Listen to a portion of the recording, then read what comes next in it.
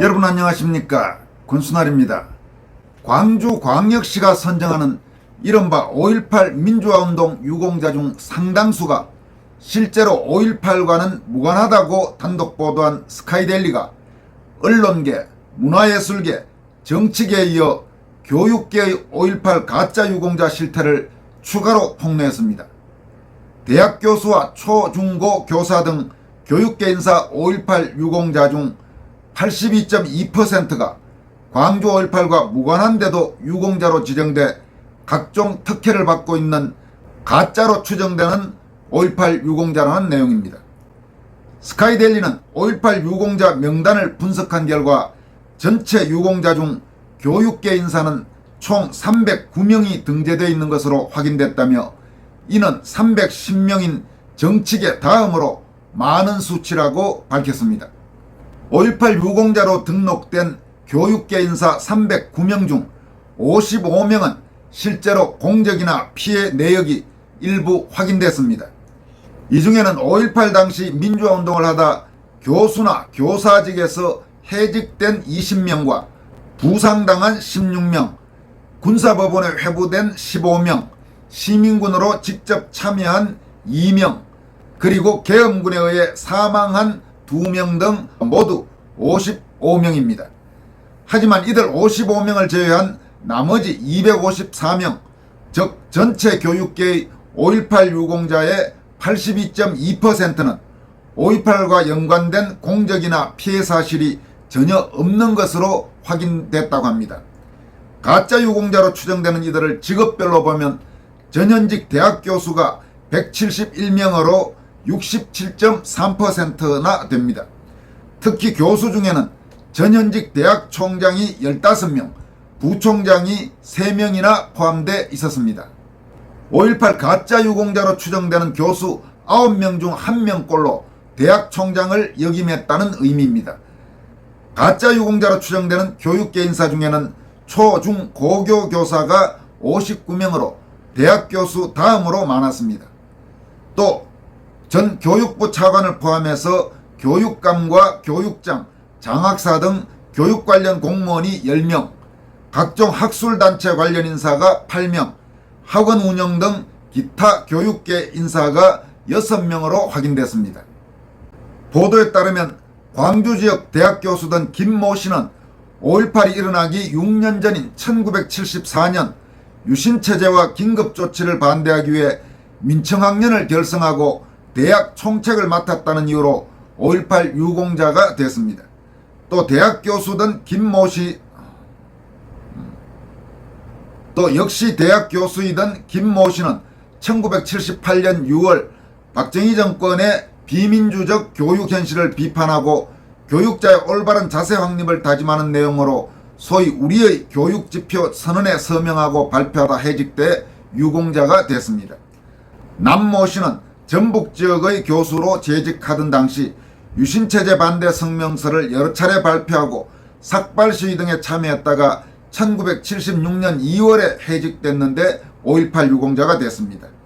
그리고 현직 대학 교수인 박모 씨는 1988년 10월 대학생 신분으로 대구지검을 점거해 유리창을 부수고 전두환 구속, 노태우 퇴진이라고 적힌 현수막과 태극기를 내걸고 시위를 벌이다 징역 1년의 선고를 받아 5.18 유공자가 됐습니다. 이처럼 5.18과 직접적인 연관이 없는 소위 민주화 운동을 벌였다고 5.18 유공자로 등재되는가 하면 아예 공적이나 피해 사실 자체가 확인되지 않는 인사도 많았습니다. 특히 교육계 인사 명단에서는 전교조 활동을 하다 해직돼 5.18 유공자가 된 경우가 많았습니다.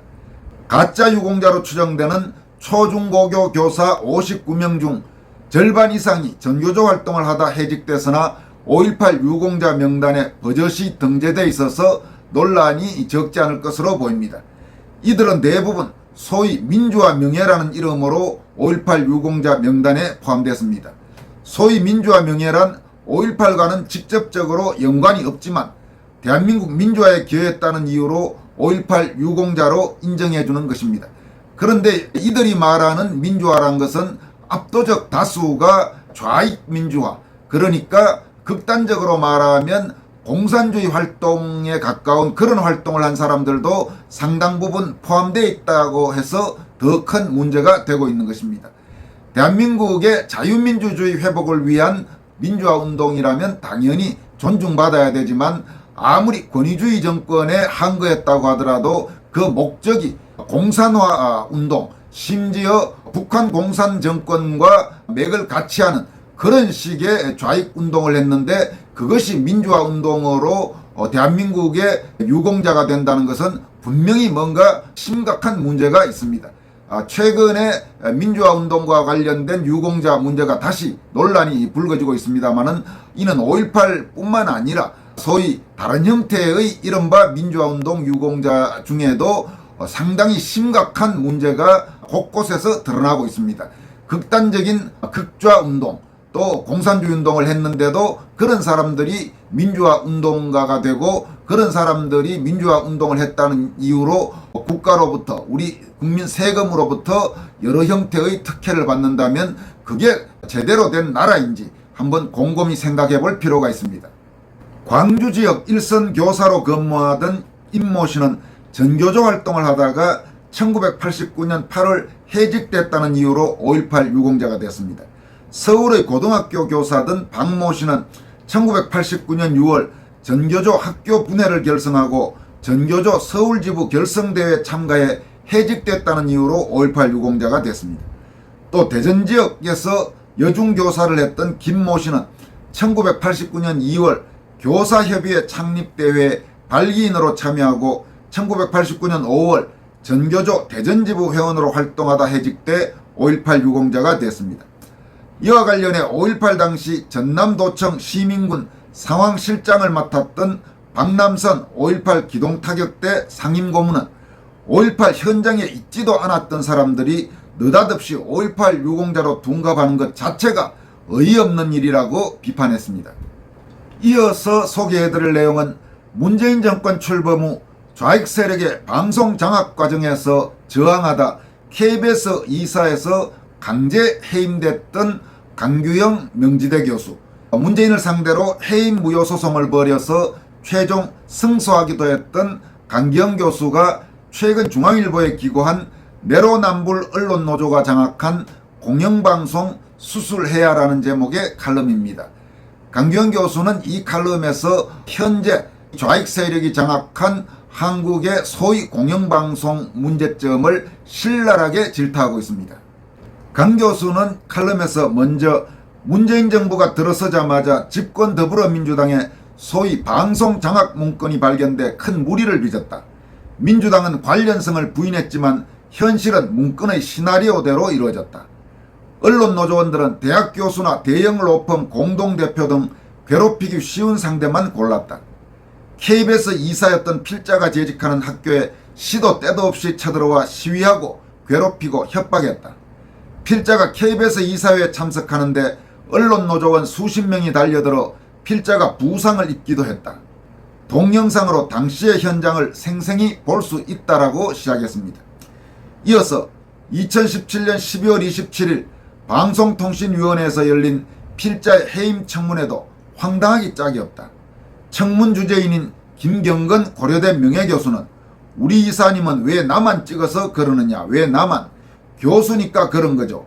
뭐 교수가 만만하다는 걸 모르냐고 말했다. 이는 청문회 녹취록을 그대로 인용한 것이다. 지난 정권의 방송장악수법을 자기 입으로 발설한 사건이다. 청문회가 끝난 당일 오후 방통위는 필자의 해임 결정을 내렸고 문재인 대통령은 바로 다음 날인 12월 28일 이를 제거했다라고 썼습니다. 강 교수는 그 이후 이 청문회에서 벌어진 일들과 부적절한 발언에 대한 질책이 국회에서 나왔다. 2018년 3월 29일 있었던 국회 법제사법위원회에서 청문회 기록을 근거로 문제가 지적되자 이효성 당시 방송통신위원장은 적절한 발언이 아니었다. 청문 주재인은 엄정한 중립을 지켜야 하는데라고 시인했다. 그럼에도 필자의 불법적 해임은 그대로 유지됐다. 그때는 법이고 상식이 통하지 않던 유사전체주의 체제였다고 본다. 이날 일어난 일들은 한국 사회의 저급한 수준을 보여주는 좋은 예이고 방송 장악의 실태를 보여준 살아있는 예이다. 자신들의 목적이 신성하니 수단은 좀 문제가 있어도 괜찮다는 식의 양심의 집단마비 현상이 나타났다고 질타했습니다. 이어서 그들은 필자 가족들의 사진을 집 앞에서 마음대로 찍고 그것을 동네방네 보여주며 필자의 법인카드를 가족들이 사용하지 않았냐고 탐문하고 다니기까지 했다. 파업 중인 사람들이 취재를 가장한 민간인 사찰을 이렇게 공공연히 해도 되나? 이런 행동들은 필자 동네에서 사업하는 분들에 의해 알려졌고 언론의 후속 취재를 통해 드러났다. 필자는 이러한 압력에 유일하게 버텼고 문재인 대통령으로부터 해임당하는 길을 택했다. 그 결과 문 대통령을 상대로 불법 해임에 대해 유일하게 소송을 제기할 수 있었다. 필자는 1, 2심 모두 승소했고 2021년 9월 대법원은 문 대통령의 상고는 심리할 가치도 없다는 심리 불속행 기각을 주었다. 무려 3년 8개월이 걸렸다. 하지만 승소했다고 복직할 수도 없었다. 보상금도 소액받았지만 나에게는 명분이 중요했다고 강조했습니다. 강 교수는 또 문재인 정권 하에서 KBS, MBC 등 지상파 방송이 전부 민노총 산하 언론노조라는 외부의 단일 조직이 좌지우지하는 사상 초유의 불건전한 상황이 전개됐다. 즉 정권과 지지 세력의 나팔수 역할을 하는 선전 선동방송이 되어버렸다. KBS, MBC 등은 조국 전 법무부 장관 사건이 났을 때 조국 수호 방송으로 전락하는 방송사상 최악의 모습을 보여줬다. 그러고도 부끄러워할 줄도 모른다. 지난 대선에서 정권이 바뀌고도 방송 장악에 앞장섰던 사람들이 더 중요 직책에 올라가고 온갖 불공정 보도를 계속하고 있다고 질타했습니다. 이어서 민주당 추천 현 KBS 이사인 윤석년 교수는 2020년 방통위의 TV조선 재승인 당시 심사위원장을 맡았다. 그는 당시 심사에서 방통위 공무원들과 공모에 점수를 일부러 낮게 준 혐의로 지난 2월에 구속됐고 3월에 재판에 넘겨졌다. 한상혁 전 방송통신위원장도 TV조선 재승인 당시 점수 조작에 관여한 혐의로 불구속 기소됐고 5월 말 면직 처리됐다. 지난 5월 말 KBS 여권 추천 이사들이 이사회에 윤이사 해임안을 올렸지만 4대 6으로 부결됐다. 야권이 추천한 이사들이 모두 반대했기 때문이다. 법적 문제가 없던 필자 해임을 강력히 요구하던 현 경영진과 언론노조 그리고 민주당은 구속 기소된 윤이사의 해임을 요구하기는커녕 그를 감싸기에 바쁘다. 이 엄청난 모순에 대해 뭐라고 말할 것인가라고 목소리를 높여 규탄했습니다. 이어서 현재 공영방송은 대정요법으로는 치료할 수 없는 수준이라 해체 수준의 구조조정과 개편이 필요해 보인다. 허구와 위선에 기초한 방송은 존재의의와 가치가 사라졌다. 문화대혁명의 홍위병과 같은 역할을 마다하지 않고 집단적인 발작 상태에 빠져 조직이 망가졌다고 밖에 볼 수 없다. 자업자득이다 라고 규탄했습니다. 강 교수는 이어서 현 김의철 KBS 사장은 언론노조의 방송 장악에 가담한 사람이라 사장직을 유지할 자격이 없다.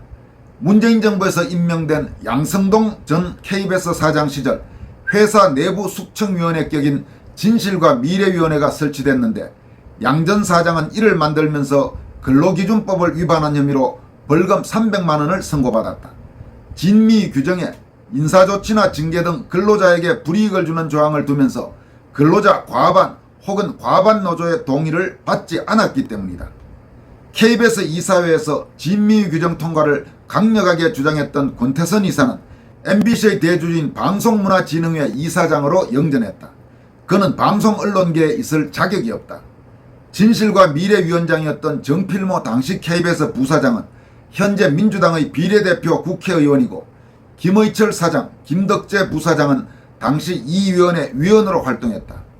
게다가 KBS의 보도국장은 연속적으로 3번 내리 민노총 언론노조 KBS 본부 소위 이노조 위원장 출신이다 라고 분석했습니다. 강 교수는 이어서 요즘 KBS의 수신료 징수 문제가 현안으로 떠올랐다. 국민의 다수가 수신료 강제 징수에 반대한다. 보지도 않는 방송 수신료를 전기요금과 병합해 강제로 납부하는 것은 문제라 아니할 수 없다. 수신료를 준조세처럼 걷는 것은 KBS가 공익 서비스를 제공한다는 전제에서만 가능하다. 그러나 편파적으로 진영을 앞세운 방송을 계속해왔던 KBS는 공정한 서비스를 전혀 제공하지 못했다. 국민들 중 상당수는 OTT 즉 동영상 스트리밍을 통해 원하는 것을 보고 있고 위성 케이블 방송 비용을 이미 지불하고 있다라고 말했습니다. 그는 마지막으로 KBS 수신료는 이중지급이라는 문제를 내포하고 있다. KBS를 시청하지 않는 국민들의 선택권도 존중받아야 한다. 수신료는 공정방송을 할 때 받을 수 있는 것인데 KBS는 엉터리 방송을 하면서 지나치게 고연봉, 평균연봉 1억 원 정도이기도 하다.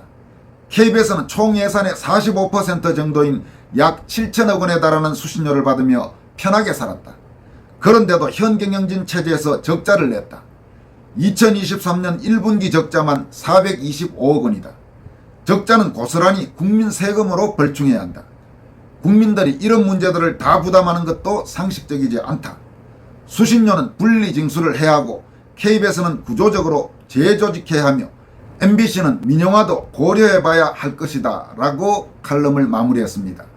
지금까지 소개해드린 글은 KBS 이사 출신인 강규형 명지대 교수가 중앙일보에 쓴 내로남불 언론노조가 정확한 공영방송 수술해야라는 제목의 칼럼이었습니다. 상당히 예리하고 또 정확하게 쓴 칼럼이라고 할 수 있습니다. 여기까지 하겠습니다. 고맙습니다.